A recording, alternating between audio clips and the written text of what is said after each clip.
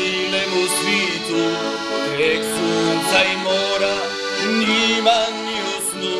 Ma već sam sve više čalita me stižu, da sričan je onaj ki rodi se tu.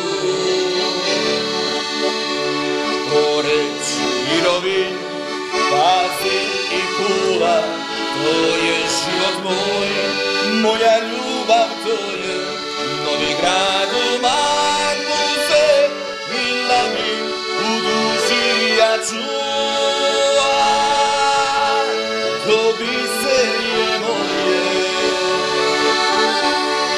Zagadaj Istro, neka se čuje, kad je srce Istra tu je. Zagadaj svi smo na tvojoj strani, sve Istrijanke i Istrijani. Zagadaj Istro, neka se čuje, kad je srce Istra tu je. Zagadaj svi smo na tvojoj strani, sve Istrijanke i Istrijani. Osana!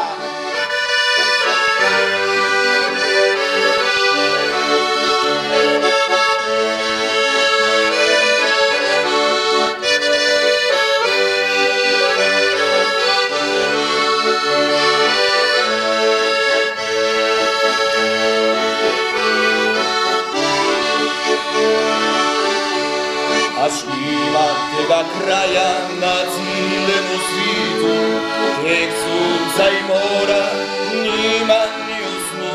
Ma već sam sve više čalita me stižu, da sričan je onaj ki rodi se tu.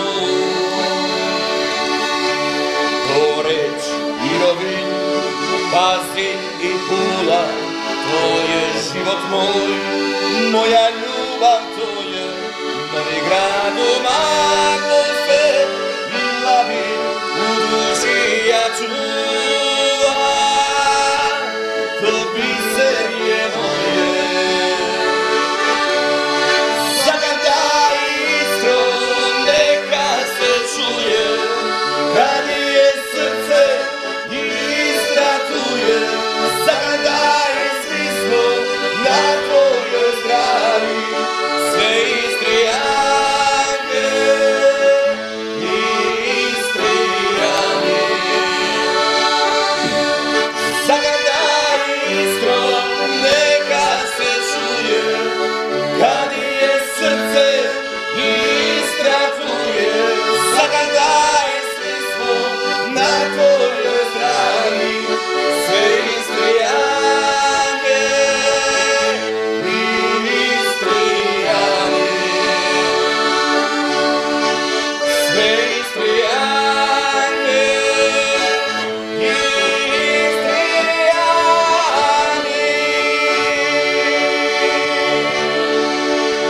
I sva druga mista, sve te drage ljude, volit ću dok živim, voli dok me bude. Bravo.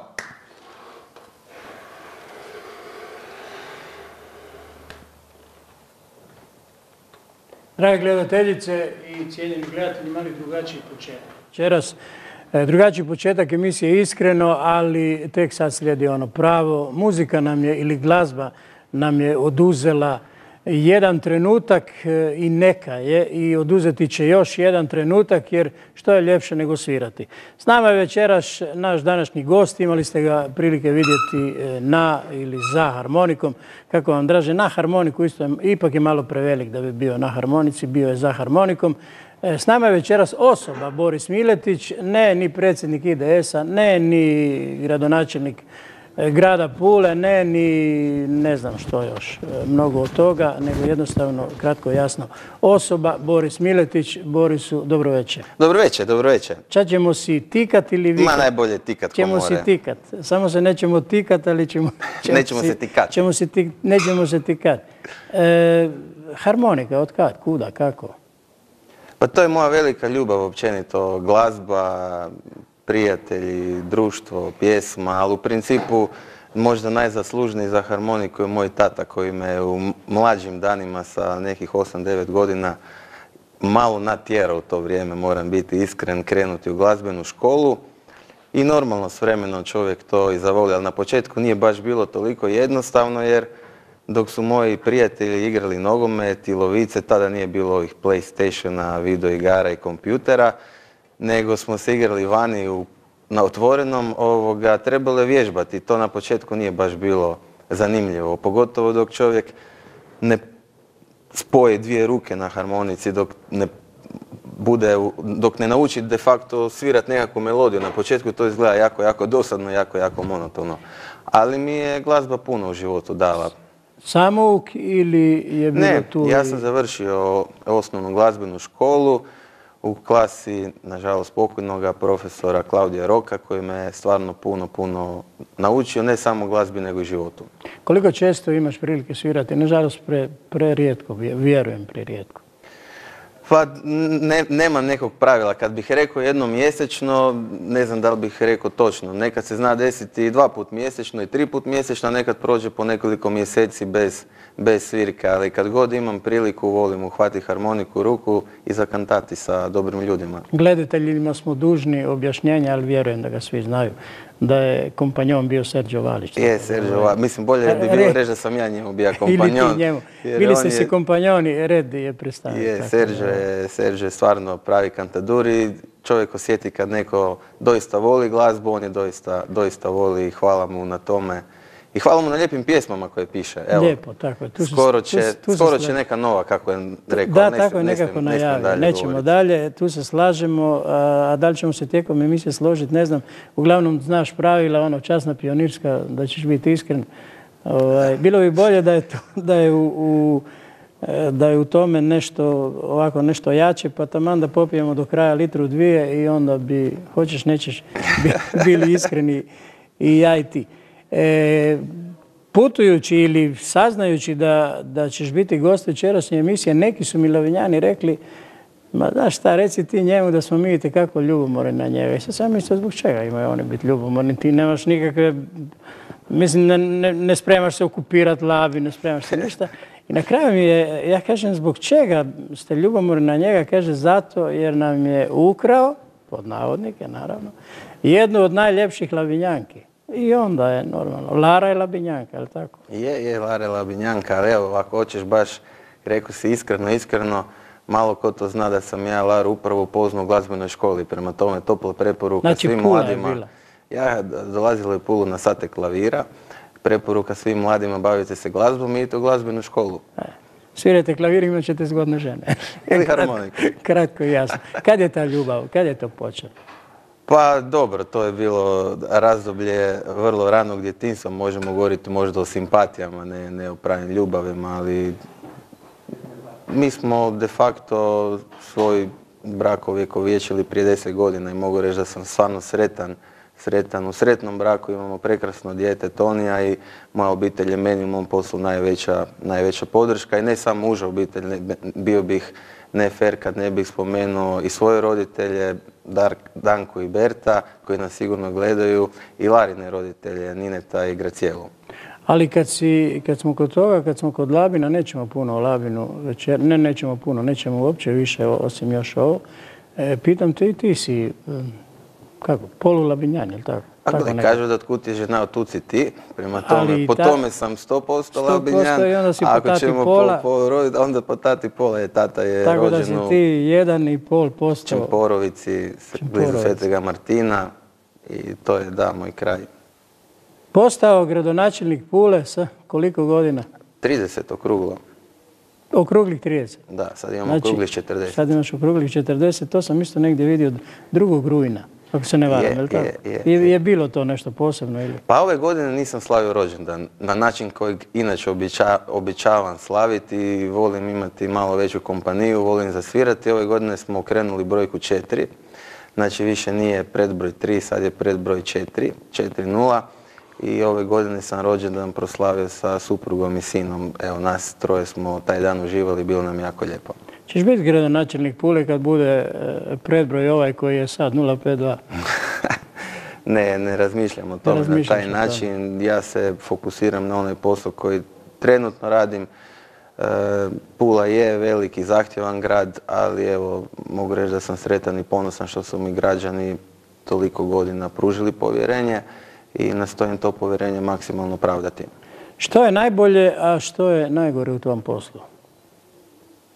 Općenito u poslu kojim se vi bavite? Pa najbolje u svakom poslu, pa tako i u mom, treba biti da čovjek voli svoj posao. Ja prije svega ovaj posao radim iz ljubavi jer volim taj posao i volim se osjećati korisnim, volim utjecati na razvoj, volim pomagati ljudima. Najgore je nedostatak vremena, znači netko mora trpiti, u ovom slučaju trpi sigurno obitelj jer me nečesto nema kući po cijele dane. Sigurno da je posao stresan, dakle da čovjek mora biti i psihofizički, ali i rekao bih imati dovoljno snage podnijeti taj teret i to je možda jedina negativna strana. Nedostatak vremena je velik stres, ali ima puno više pozitivnosti, puno više lijepih strana nego što bi to bile negativne.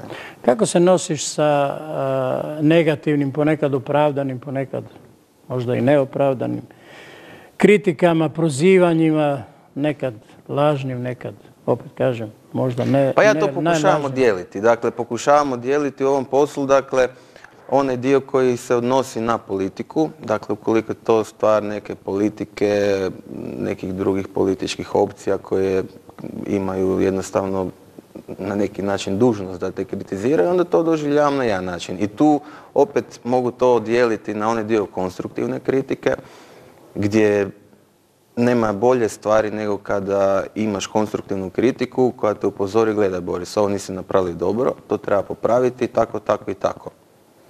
I postoji onaj dio kritike radi kritike. Dakle, taj dio me toliko ne dira jer to mislim da je na kraju krajeva ljudima je jasno kad netko doista kaže nešto iskreno što želi popraviti ili kad kaže nešto da bi kritizirao.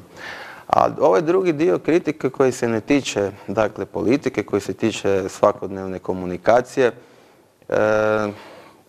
to je možda malo teže podnijeti jer treba puno vremena ljudima objasniti zbog čega je nešto tako, koje su naše ovlasti, što smijemo, što ne smijemo, što je zakon propisao i to je ponekad ono što se kaže dosta vremena je potrebno kako bi se to ljudima objasnilo. Ali u konačnici svatko dobronamjeran uvijek to može i razumjeti. Postoji jedan dio normalno nezadovoljnih, da li političkom opcijom, da li s osobnim karakterom, izgledom i tako dalje, na to se u principu teško može utjecati. Reagiranje ili kako reagiraš na objede, na prozivke kad se ulazi u privatnost, bilo da je to, jer i vi imate svi svoje privatne živote van, pa da kažu neki, on je premijer 24 sata dnevno, gradonačelnik je 24 sata dnevno. Ja vjerujem da i vi koji se bavite tim poslom imate pravo na sat, dva privatnosti kad ste Boris Miletić, ne znam, Zoran Milanović, Jadranka Kosor ili već tko. Da li je to teško podnijeti kad se krene u tu privatnu neku sferu pa se prozivaju ponekad možda i obitelji? Pa, dakle, ja bih rekao meni u opisu posla da moraš to prihvatiti da si javna osoba i da će toga biti. I to je u principu moj izbor, da čovjek se nema šta puno buniti. Mene nitko nije natjerao raditi ovaj posao, jel tako? Ja sam sretan čovjek što sam imao prilike birati što želim raditi. Ima mnogo ljudi koji nemaju tu privilegiju uopće izbora što žele raditi. No, međutim, sigurno da postoji uža i šira obitelj koja prati i medije i takve objede kao što si rekao. I onda oni, imam osjećaj da puno više pate od mene i toga mi onda stvarno žao i krivo. I nastojim uvijek maksimalno pokušati odvojiti posao od obitelji, ne opterećivati obitelj sa problemima s kojima se čovjek svakodnevno na poslu suočava. Koji su ti poroci? Piješ, pušiš? Ma, ja ovako... Rušiš, kad sam pijan, srušim. Ne. Pa volim popiti doista čašu vina za objedom, za večerom, neka s društvom na pikadu popiti pivo uz karte, bukaletu vina, ali nastojim čuvati zdravlje, jer kao što sam rekao, ovom poslu koji je stvarno stresan, dakle čovjek mora biti psihofizički spreman i čovjek mora voditi računa o svome zdravlju. Ja sam počeo stvarno mlad sa 30 godina, nisam imao niti jednu sjedu dlaku na glavi. Međutim, nije dovoljno samo puno raditi. Tu bi te ja prekinuo i rekao da ja sam stariji od tebe pa nemam ni jedno sjede. Tako da, ali evo ti recept kako ne osjediti. Znaš koji je recept? Očelaviš.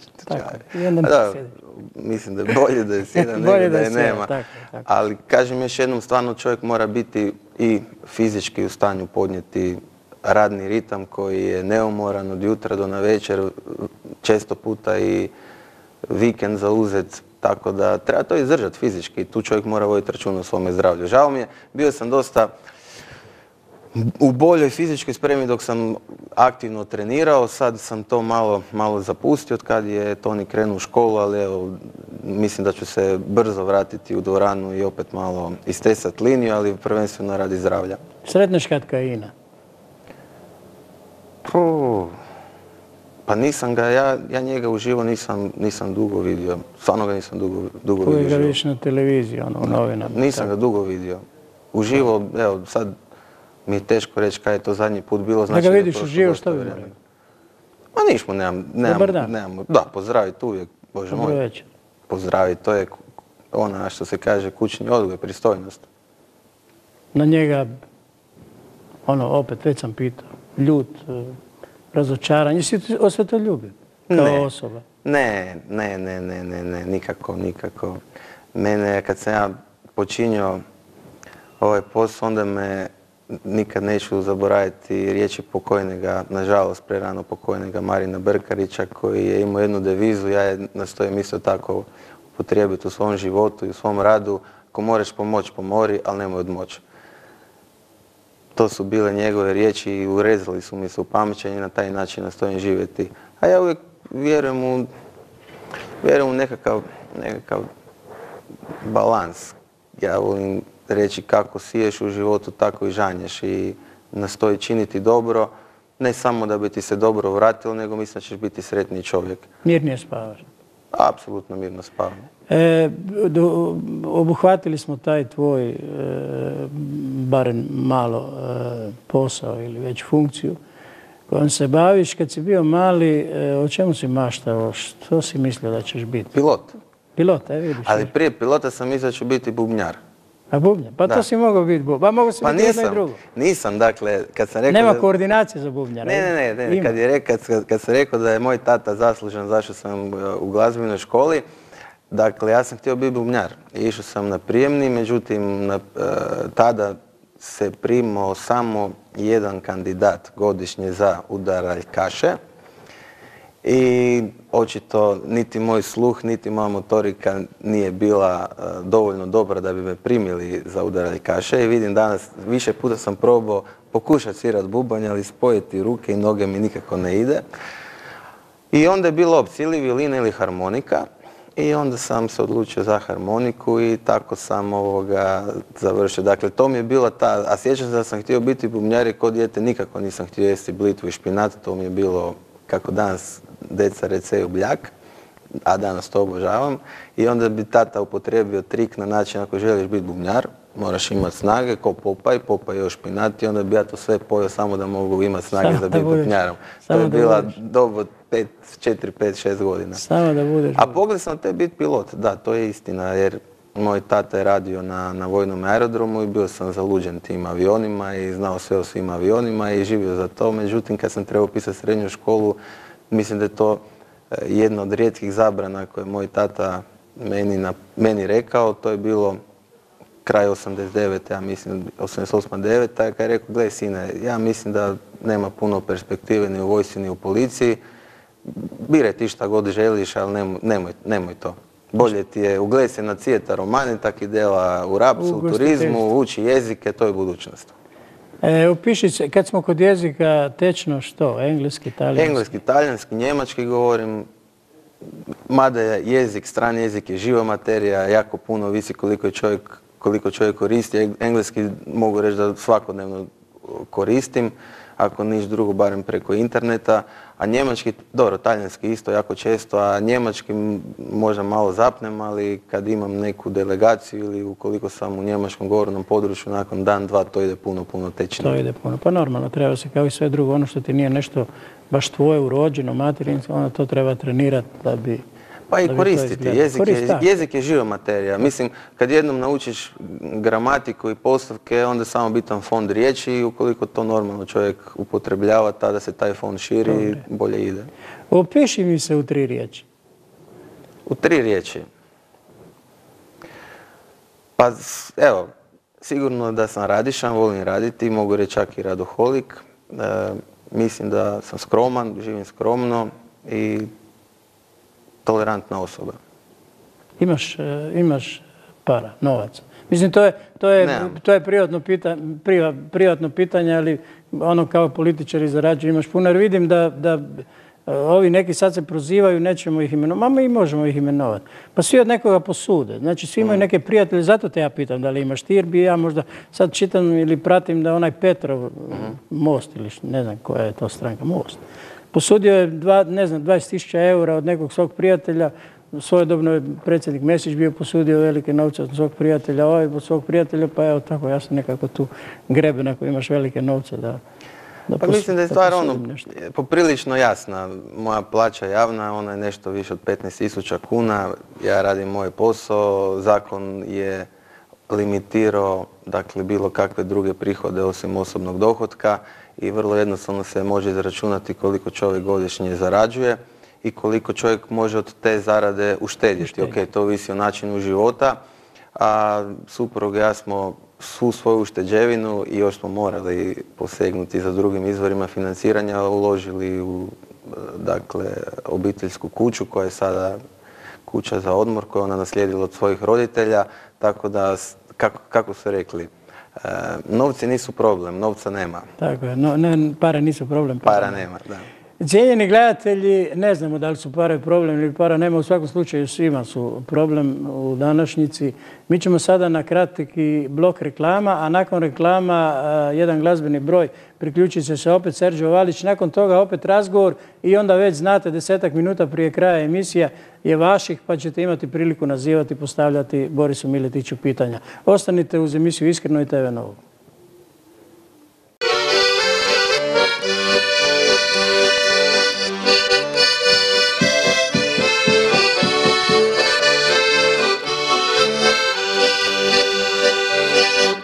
Na crvenoj grudi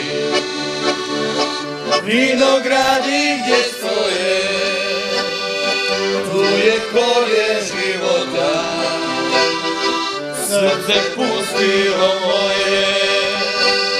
U starom gradu na brijegu, koga stali su sati, tu me rodila moja najdraža mati, tu me rodila moja najdraža mati. Samo anđeli znaju kako je u raju, samo anđeli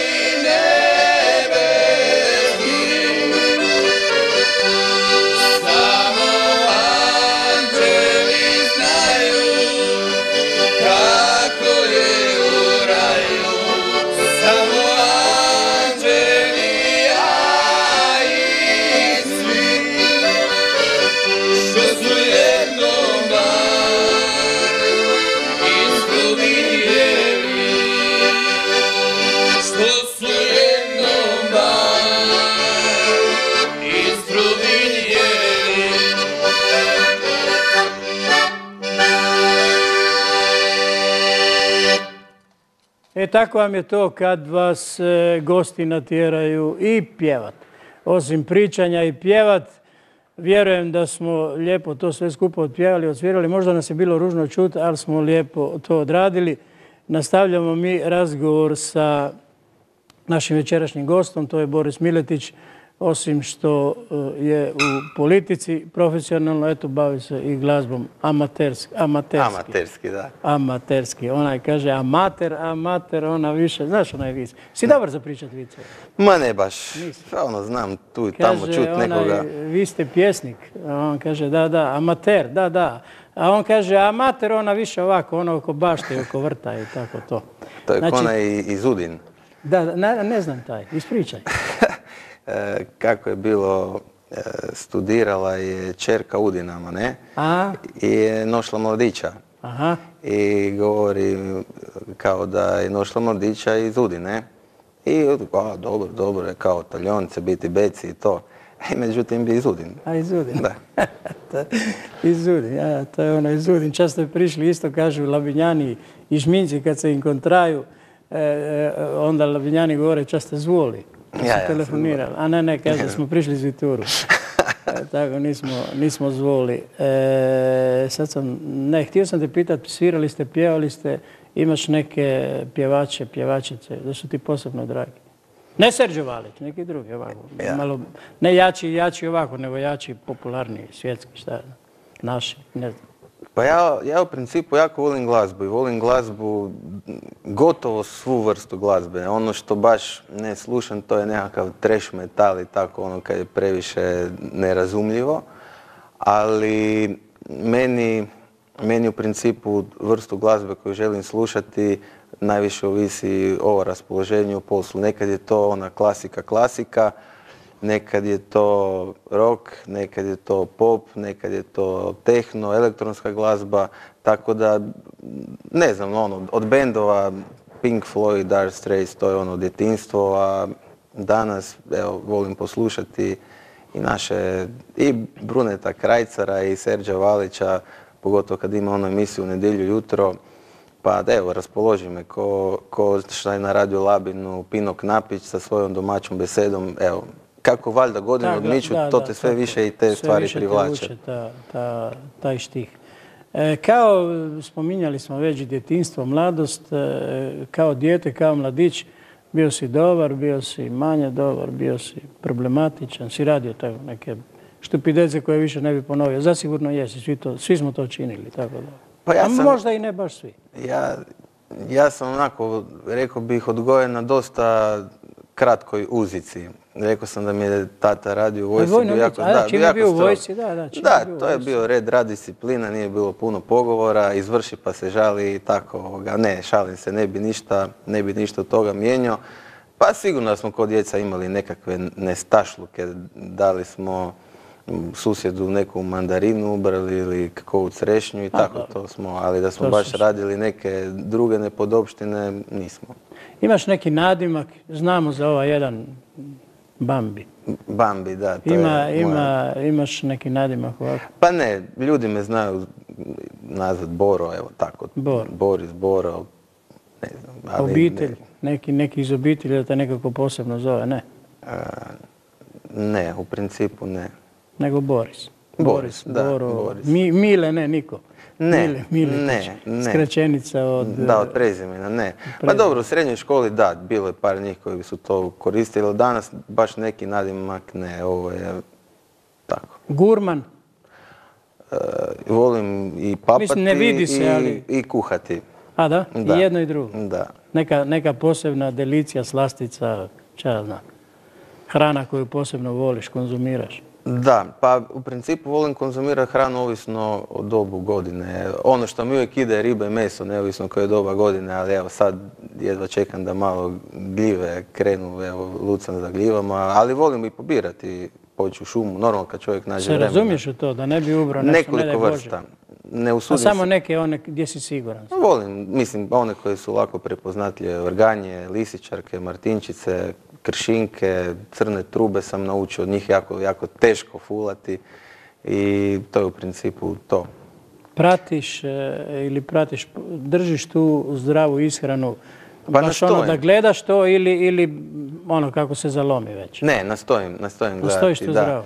Nije ono od sve ribe, najviše volim čevap i tako to. Pa volim i volim više pljeskavicu nego čevap, ali kad god je moguće gledam pokušati jesti nešto kuhano, neko povrće, evo. Ali to mi nekako možda i najviše paše. Magari i pečeno je dobro, ali je puno zdravlje pojesti nešto kuhano, malo s domaćim uljem, ne preslano. Ne jedem slatko, evo slatko gotovo nikad ne jedem. Tu ne glasamo isto, kad smo kod slatka. Pa mislim, a to je vidljivo. Nije da ne mogu pojesti slatko, ali mi nije toliko bitno. Rađe ću pojesti feticu sira za desert ili feticu pršuta. Sjetit ću se toga pa ću reći, sad neću jesti jednu čokoladu dnevno, nego ću pojesti dvije, jednu iza Borisa. Pa crnu čokoladu tamo volim. A ona je zdrava, kažu da je zdrava. Gorku čokoladu čak i da, mislim, volim ja i ovu drugu čokoladu, ali mi nije toliko bitno i gledam da se baš ne zapusti. Imaš nekih posebnih strahova ili najvećih straha? Ne, nemam strahova nikakvih. Normalno uvijek postoji odgovornost, zabrinutost samo za obitelj, za zdravlje i nemam drugih strahova. Ti znaš da u toj našoj emisiji kad je gost glazbenik, onda se toliko o glazbi ne priča. Kad je gost političar, onda se isto o politici ne priča. Mada je sad to vrijeme gdje će se pričati. Kad počinje? Sutra počinje. Kampanja je u tijeku. Da, ali sutra počinje službena. 22. i traje do 6.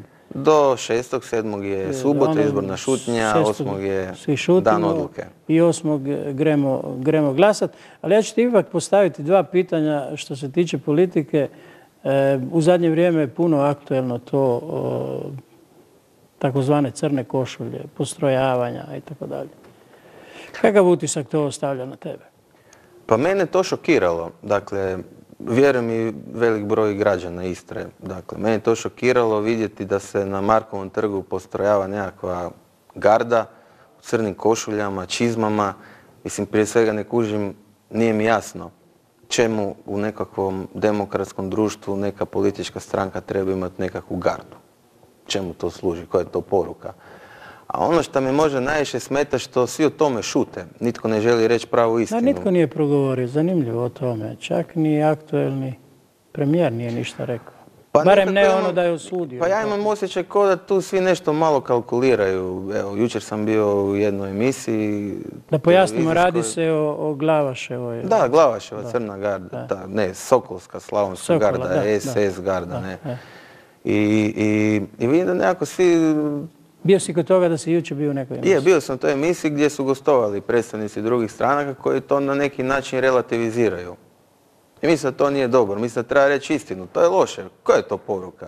Crnokošuljaši na Markovom trgu. To treba osuditi. To Hrvatskoj u 2015. godini ne treba. Na šta nas to podsjeća? Mislim, naši nonići su se tu borili protiv toga prije 60-70 godina. I sad tu neko paradira s time i kaže to je nekakva humanitarna ili nemam pojma sportska udruga. Da, sportska udruga. Da, super. Baš u tim čizmama i tim crnim prslucima. Tako se, valjda je to neki novi vid košarke i tako.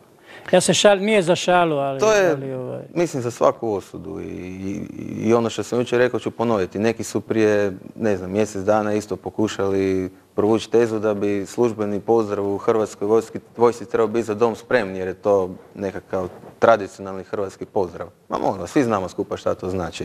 Ali licemjerno onda tako ne i kazati, nego se skrivati iza nečega. Znači reći, što je naziv emisije? Reći iskreno ono što čovjek misli. Još jedno pitanje ću ti postaviti, sad to više i toliko političko. To nije političko jer se tiče se svi nas, tiče se čitave Europe, a nas, jer smo dio te Europe, a to je problemi, jer sad su već to postali problemi, ekscesi, danas je čak došlo do neke paljevine šatora i tako dalje.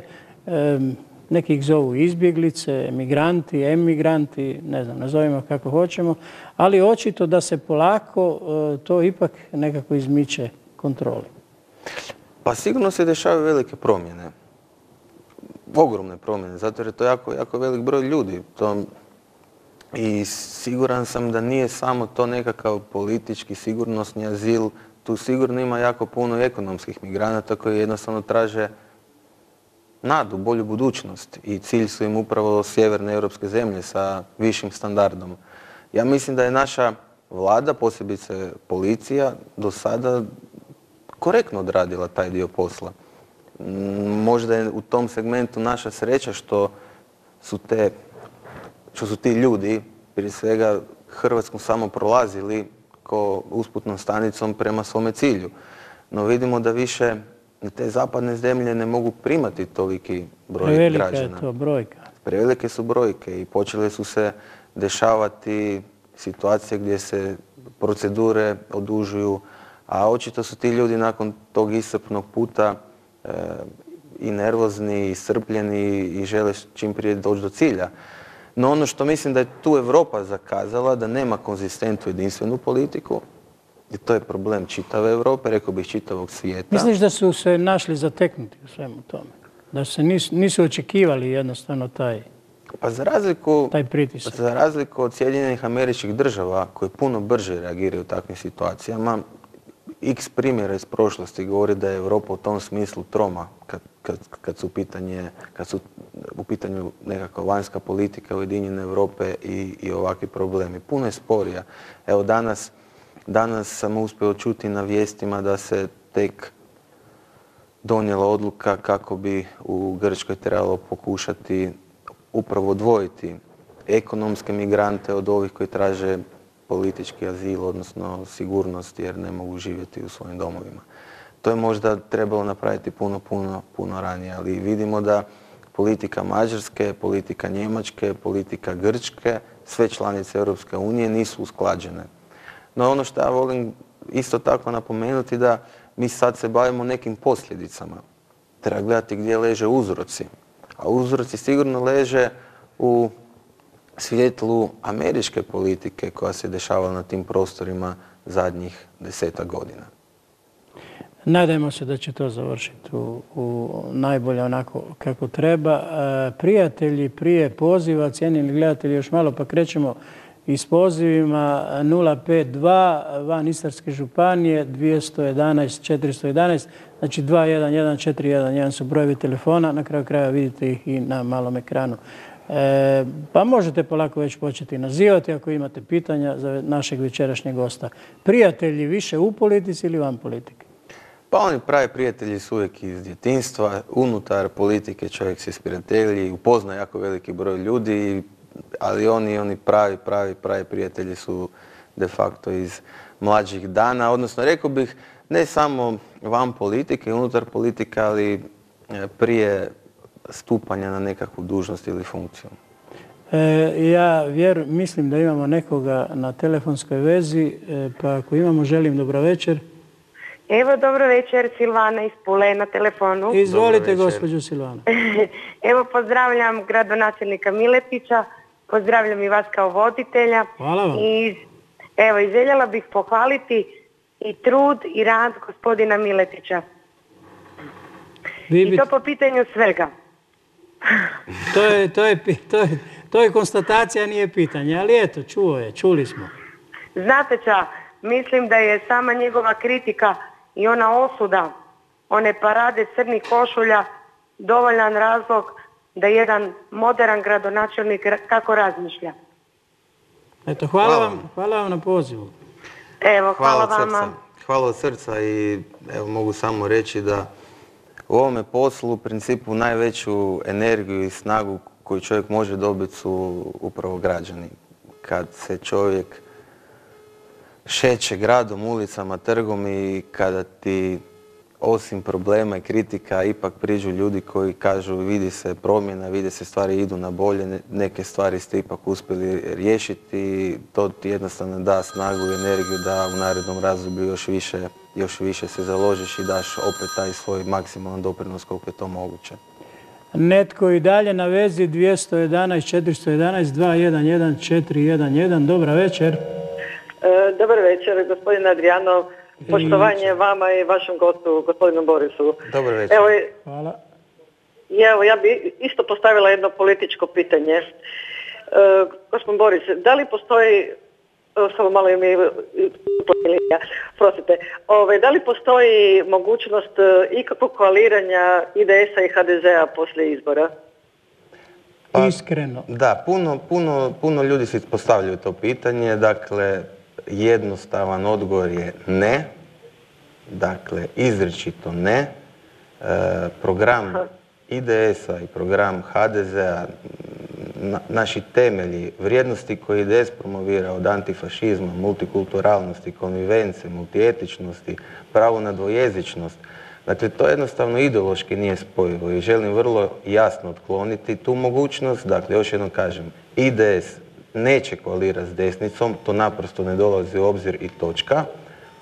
IDS se može naći jedino u koaliciji sa lijevim liberalnim centrom. To je nama opcija koja nam je prihvatljiva i ja se duboko nadam da će se lijeva opcija imati mogućnost formiranja vlade gdje IDS želi participirati, ali pod određenim uvjetima, a ti uvjeti su vrlo jasni. To je politika decentralizacije Republike Hrvatske i to je jedini mogući način da IDS sudjeluje u budućoj izvršnoj vlasti. Dakle, lijevi liberalni centar, ali uz dogovor o decentralizaciji Hrvatske, poštivanju Istre kao samostalne regije, spuštanja ovlasti i odgovornosti na županije, gradove i općine, jer držimo da tamo gdje su čelnici, to su općinski načelnici, gradonačelnici i župani, najbliže svojim građanima, da je ta uprava najefikasnija i da po načelu supsidijarnosti država poput razvijenih europskih zemalja treba svoje ovlasti spustiti na niže razine. Sada je gledateljica zadovoljna. Puno vam hvala i puno uspjeha na izborima. Hvala vam lijepa. Hvala vama na pozivu. Sljedeći poziv, dobra večer i vama. Halo? Netko je trebao biti s nama. 211 411. Trenutačno je možda poziv pao, pa će gledatelj ili gledateljica nazvati na novo. Što je kad se nakon dužeg vremena vratiš kući, što je prvo što uradiš? Šta to znači nakon dužeg vremena? Odsutan si 3-4 dana od doma i onda dođeš doma. Sa puta? S puta, je. Pa najprije zagrlim i poljubim suprugu, moju Laru, poljubim svoga sina, to je normalno ono što čovjek prvo radi kad dođe kod kuće. A ako nisi kući, imaš nekog kućnog ljubimca, nemaš? Nemamo kućnog ljubimca, onda to ne pita, tata si kupio kakav poklon i tako, to tako ide. Netko je sad s nama. Dobro večer. Dobar večer, Adriano. Izvolite. Dobro večer. Lijepi pozdrav vami i Borisu i Serđu Valiću. Hvala vam. Puno vam želim sve najbolje i Boris samo tako, neka gre dalje. Hvala vam lijepa. Neka se tvrdo drži. Samo tako, ča neka sviri ili ča? Neka sviri i politiku. Hvala.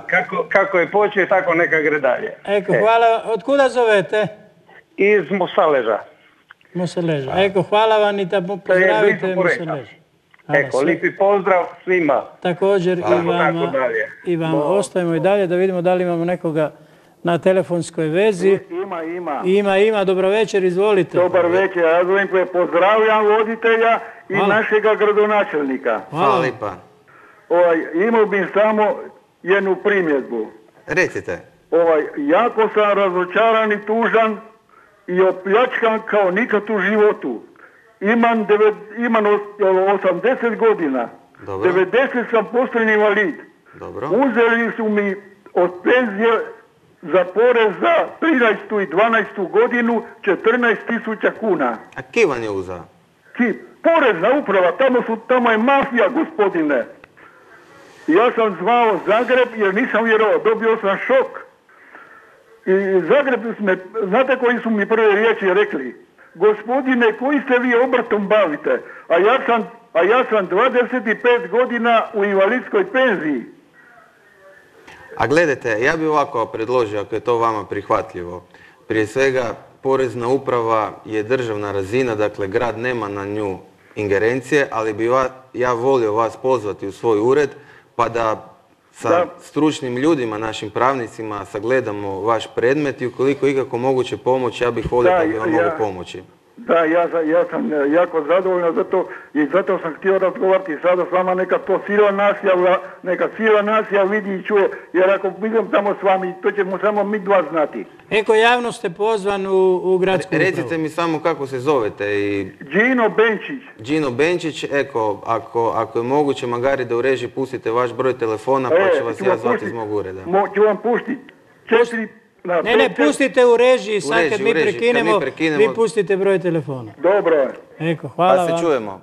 Hvala. Eto, gledatelj ima... Pa evo, dakle, to smo pričali na početku emisije kako se čovjek može nositi s nekim kritikama. Ok, ovo nije bila kritika izravno upućena meni, međutim, jedan dio građana ne zna razlikovati što je ingerencija grada, što je ingerencija županija, što je ingerencija države. Konkretno porezna uprava, mi možemo pokušati pomoći savjetom, ali to je dakle razina države, to je pod Ministarstvom financija, ili tako? I treba sagledati gdje je nastao propust i zašto je nastao propust, ali vjerujem da će gospodin... U tom neznanju, nesnalaženju. Znam da je tako uvijek i znalo je biti poziv u vezi cesta. Pa ljudi ne razlikuju koja je državna, županijska i gradska. Dobro večer. Dobro večer. Netko je s nama. Izvolite, vaše su minute. Zovem vas iz Pule. Zanima me, da li bi čekali 20 godina da se grade bolnice Y, da je Hrvatska decentralizirana zemlja kao i sve druge normalne zemlje u Europi? Hvala. Eto, hvala vam na pozivu i pitanju.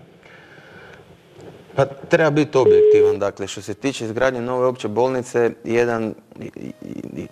jedno vrijeme je bilo potrebno izgraditi stvarno kvalitetnu projektnu dokumentaciju koja je prošla sve verifikacije. Ali ono što mene osobno najviše boli, što ispada, evo vi ste sad dobili novu opću bolnicu u Puli i trebali biste biti sretni i zahvalni. Jesmo sretni, jesmo zahvalni, ali isto tako istina da Istra godišnje uplaćuje preko 800 milijuna kuna u državni proračun više nego što se vraća. A ovaj projekt izgradnje opremanja nove opće bolnice je vrijedan 600 milijuna kuna. Prema tome, mi smo mogli svake godine izgraditi jednu novu opću bolnicu u Istri kad govorimo o novcima. I zato se mi zalažemo za decentralizaciju. Držimo da oni novci koji se stvaraju na nekom području, da upravo građani na tom području treba odlučivati na koji način će se taj novac trošiti. I da me ne bi netko krivo shvatio. Da, treba biti solidaran prema manje razvijenima, ali ajmo mi odlučiti o tome koliko želimo biti solidarni.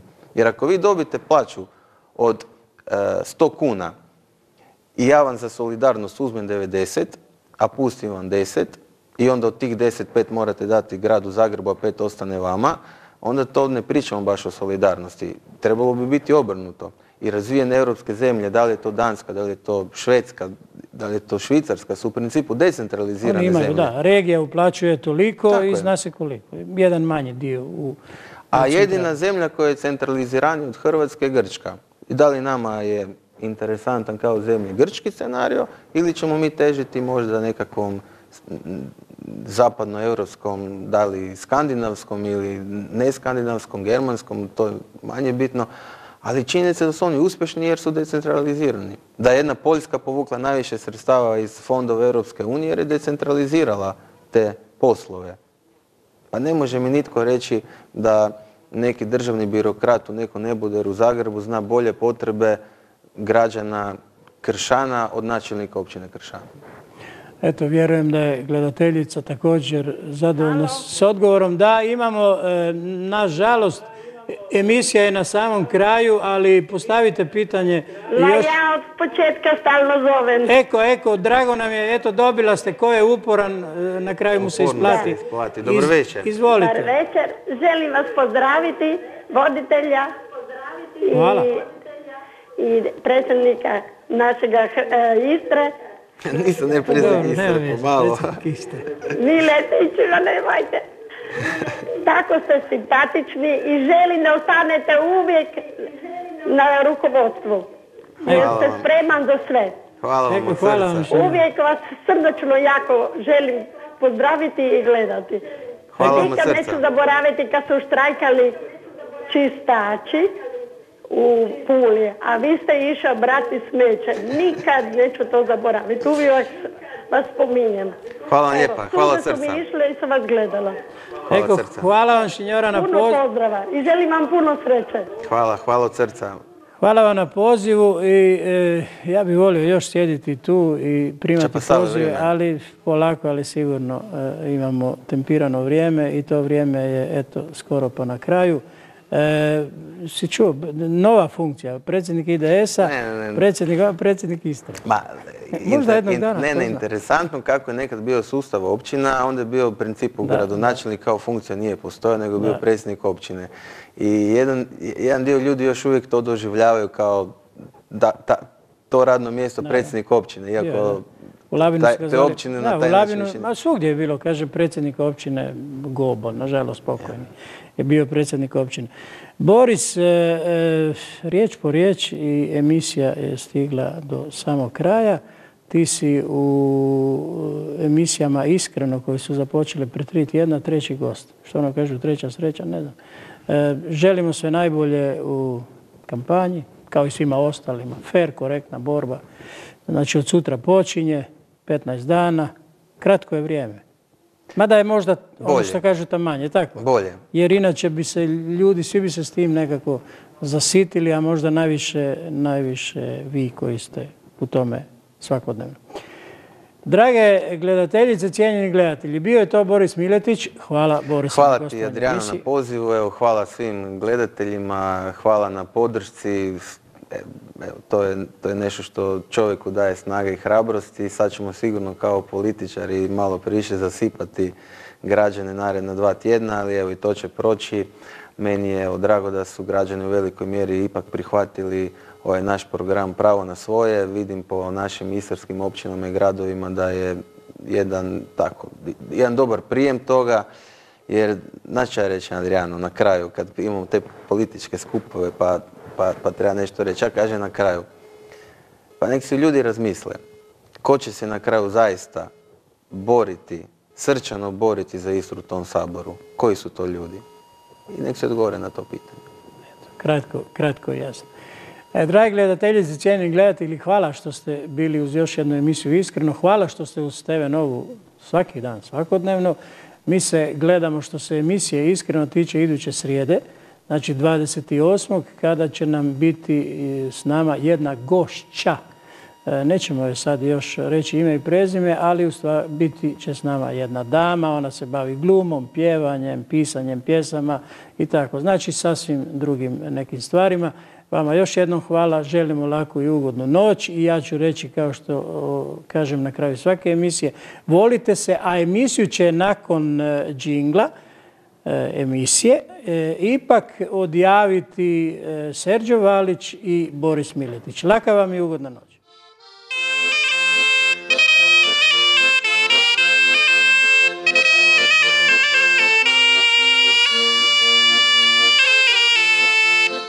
Vrhnica je mali pa mala, vrhnica je mali pa mala, ona vero je moja nanina, moja nanina, moja nina, moja nanina, ona vero je moja.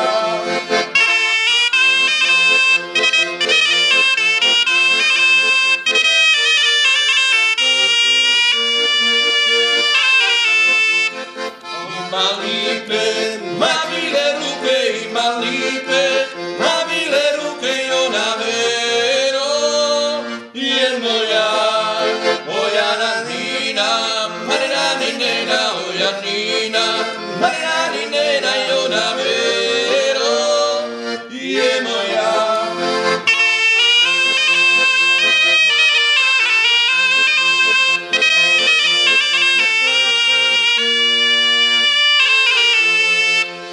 Najljepša je Istrijanka, najljepša je Istrijanka i ona vero je moja nanina, marina ninena, moja nina, marina ninena